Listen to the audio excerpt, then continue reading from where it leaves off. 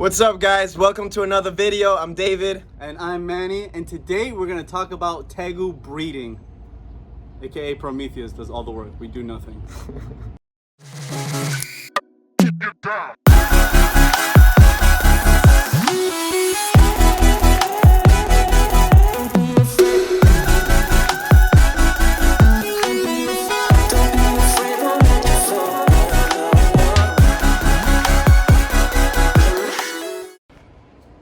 Alright guys, so the Tegu breeding season is here. It's, the females already started to lay actually, so we wanted to talk to you guys a little bit about how it goes down. So basically, in the winter months, the Tegus are brumating under the ground. They won't come out, they won't eat anything for about like 2 to 3 months, and they'll be perfectly fine. They slow down their metabolism, they slow down completely. They're super slow and they just go underground because of the cold. And once it starts warming back up, they start to come out again.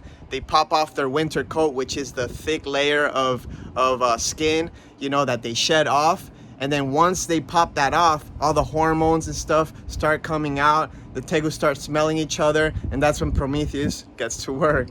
It's also very important when your Tegu or any animal is brumating, you always have a water bowl for it because they can't wake up and drink water. And also it's important not to feed it much at all. Yeah. Because a lot of times if you feed it while they're brumating, you're going to feed it, it's going to stay in the stomach, they're going to go back to sleep, and it can actually rot in their stomach. So very important for those two things to do. Yeah, that's a very good point.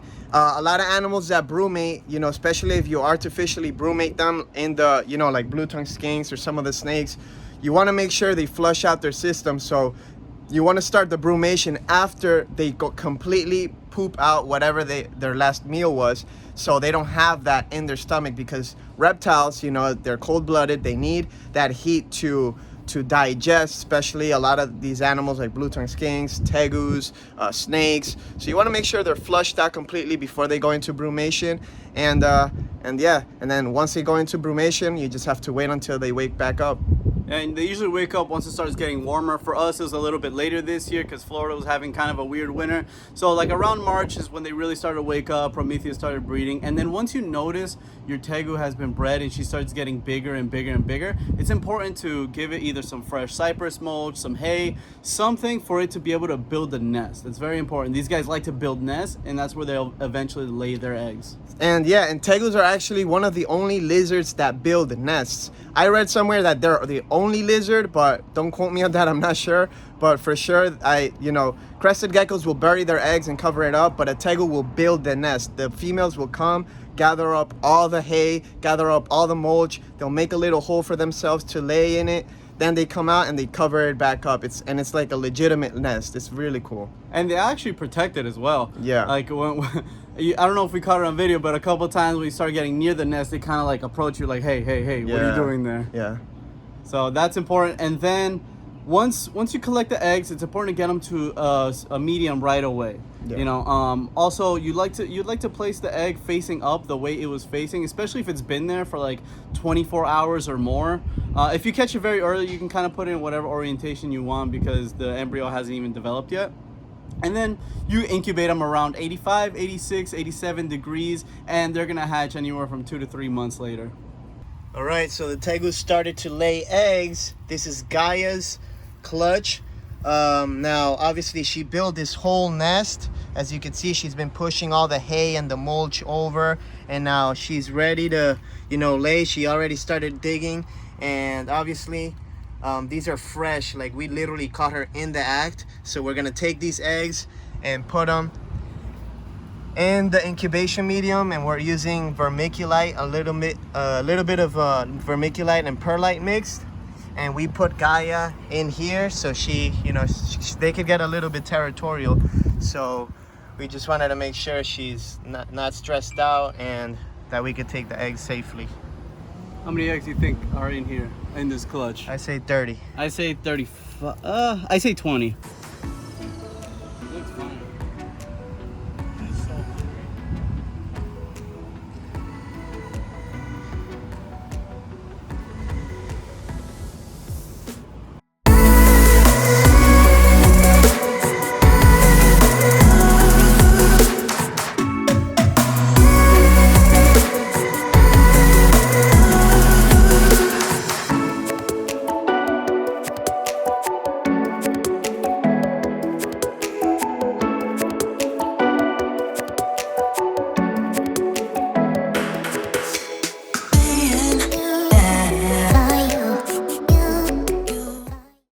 So here is Ice Queen basking out. She's already been bred, so she should be developing eggs pretty soon.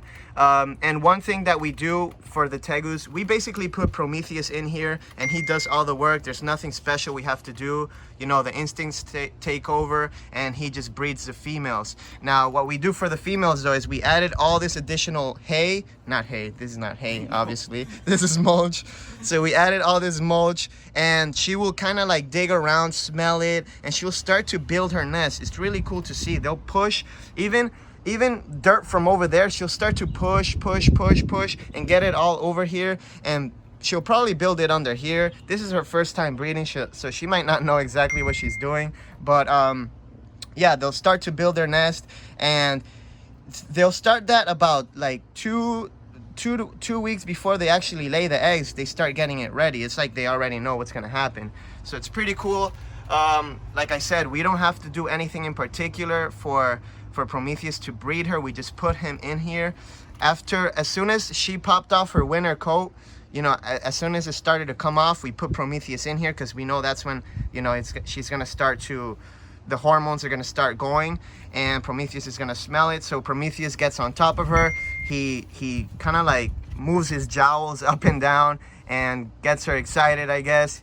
And look at that. Speaking of the devil, he's trying to check out what's going on. What's up, buddy?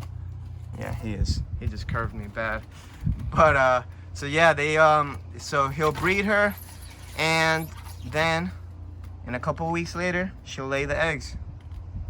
All right, guys, so it's important that before, you know, when the Tegus come out of brumation, you pump them up with food, especially the females. The males, not so much, because you don't want them getting too big and too lazy. You still want them to, you know, the male we probably feed once or twice a week. The females we feed 3 or 4 times a week, just so they get, you know, they start getting ready for the breeding season, so their body starts to get ready for laying all these eggs. Yeah, laying eggs can be very, very like detrimental to their body. As you're gonna see in one of the videos, our female, it looks like a completely different animal after she lays the eggs. So that's why it's very important to bulk them up. And then obviously after they lay, you want to bulk them up right back. You want to feed them as much as they're really willing to eat, so they're, you know, back at a healthy weight. Yeah, make sure they have water, you know, fresh water. You could even give them a little soak. And what's important too is make sure the females have their own space to lay. If you have a male and a female, take the male away, so when she's laying and after she lays, she's gonna be very protective of her nest. Make sure you take the male away, that way none of them get hurt. Even with 2 females, they can still bully each other over that nest. Yeah. So, you know, give them their own space, give them their own lay box or lay nest, or, you know, whatever you give them. And even right after, you still want to keep them separated for a while, because even though after you collected their eggs, they can still be territorial towards that nest because they think it's still in there. Yeah. One thing we've noticed, at least with this girl so far, is that she's trying to like, she's been laying in the water a lot. She never does this. This might be because she's so bloated. Sorry, I'm not gonna bother you. But she might be just so bloated. She's trying to like relieve some pressure, or I don't know what she's doing. Maybe the cool water is helping her. But yeah, so they've just been laying in the water. It's weird. All right, everybody, that wraps up this video. Thank you guys for watching, and as always, make sure you follow us on our social media accounts: Instagram, Twitter, Snapchat, Facebook, TikTok. We got it all. Post individual content on every single one of them. So if you guys like us, make sure you follow us.